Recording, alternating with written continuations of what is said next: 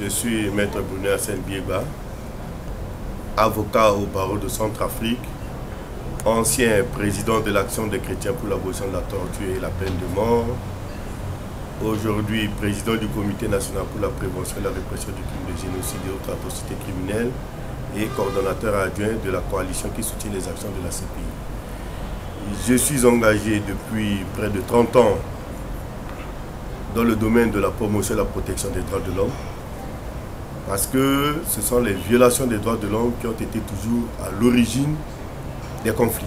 Comme l'a dit l'un des rédacteurs de la Déclaration universelle des droits de l'homme. Et aujourd'hui, en dépit des luttes que nous ne cessons de faire pour la promotion et la protection des droits de l'homme, un autre problème est venu encore se greffer à cela, c'est l'impunité. Au sein de nos États, on a fait de la prime à l'impunité un principe. Parce que ceux qui tuent, ceux qui pillent, ce sont ceux-là qui reçoivent des promotions politiques. C'est pour cette raison que vous voyez aujourd'hui, il y a maintenant beaucoup de crises à l'intérieur des États au lieu des crises inter-États. Nous avions, pour mettre fin à l'impunité, soutenu la création de la Cour internationale, de la Cour pénale internationale.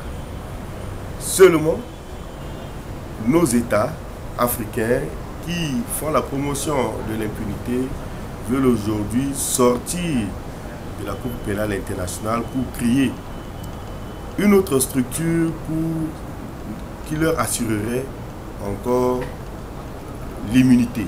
Parce que vous êtes sans ignorer que la Cour pénale internationale ne reconnaît pas les immunités.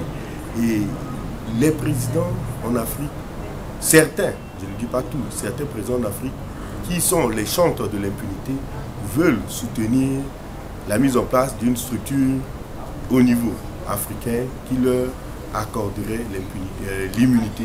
C'est pour cette raison que nous avions dit, ça c'est encore une autre manière de continuer avec l'impunité. C'est pour cette raison que nous nous battons contre l'adoption du texte qui a été adopté à Malabo.